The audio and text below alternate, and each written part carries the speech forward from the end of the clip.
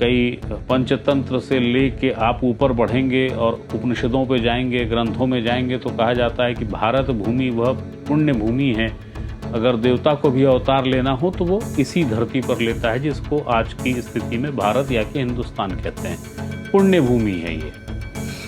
हे चंद्रशेखर जी, यानी स्वतंत्रता संग्राम सेनानी जितने भी हैं, चंद्रशेखर जी हों, भगत सिंह साहब हों और अन्य कोई और नाम हो जिनका नाम इस वीडियो में है, उन सब से प्रार्थना है कि आप इन सब नेताओं को, जो हमारे नेता बने फिरे हैं, इन सब को बुरी से बुरी बीमारी दे दीजिए। ये प्रार्थना इस दर्द को दिखाती है कि देश की सीमाओं को चाइना और पाकिस्तान ने कब्जा कर लिया है और जिन नेताओं पे भरोसा है वो नेता तो बहुत भ्रष्ट हैं। ये किस प्रार्थना की बात कर रहा हूँ, कौन सा वीडियो मुझे मिला है, जरा आप भी देखिए। प्रार्थना के शब्दों को ध्यान से सुनिए।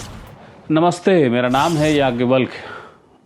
जननी जन्मभूमिश्च स्वर्गादपि गरीयसी, जम्बूद्वीपे भारत खंडे, ऐसे कई कुछ सुभाषित और ऐसे कई पूजा पाठ के समय उच्चारित होने वाले संस्कृत के श्लोक हमने आपने सुने होंगे।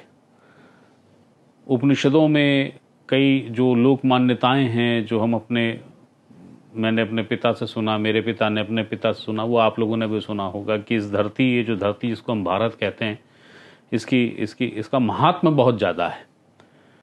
कई पंचतंत्र से लेके आप ऊपर बढ़ेंगे और उपनिषदों पे जाएंगे, ग्रंथों में जाएंगे तो कहा जाता है कि भारत भूमि वह पुण्य भूमि है।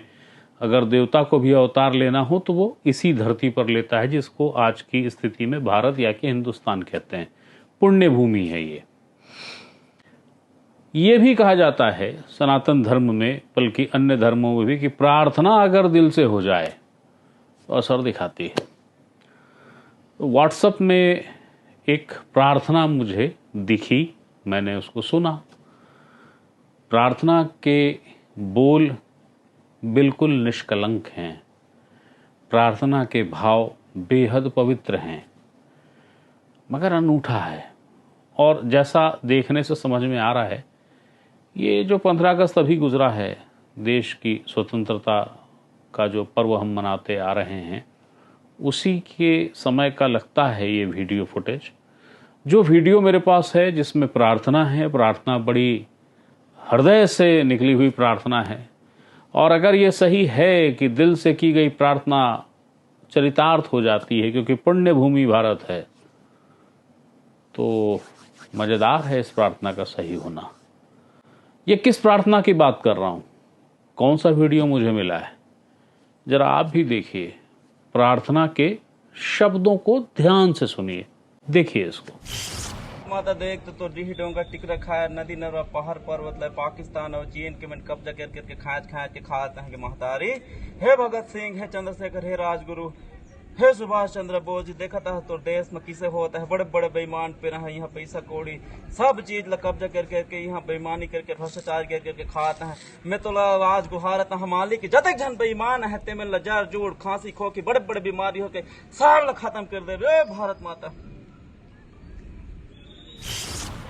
ये प्रार्थना कह रही है, जो इसके शब्द समझ में आ रहे हैं, ये छत्तीसगढ़ी और हिंदी, बल्कि मध्य प्रदेश और छत्तीसगढ़ की सरहद का जो इलाका है, उस इलाके में जो हिंदी सहज भाव से ग्रामीण बोल जाते हैं, लोकाचार की जो बोली है, उस बोली में ये बात कही गई है, जो ये कहती है कि पाकिस्तान और चीन भारत की धरती पर कब्जा कर रहे हैं, नेता जो हैं भ्रष्ट हैं, जितनी बीमारी होती है भगवान उन सबको दे दे। हे चंद्रशेखर जी, यानी स्वतंत्रता संग्राम सेनानी जितने भी हैं, चंद्रशेखर जी हों, भगत सिंह साहब हों और अन्य कोई और नाम हो जिनका नाम इस वीडियो में है, उन सब से प्रार्थना है कि आप इन सब नेताओं को, जो हमारे नेता बने फिरे हैं, इन सब को बुरी से बुरी बीमारी दे दीजिए। वीडियो बड़ा अलबेला सा था, लेकिन प्रार्थना बड़ी पवित्र थी।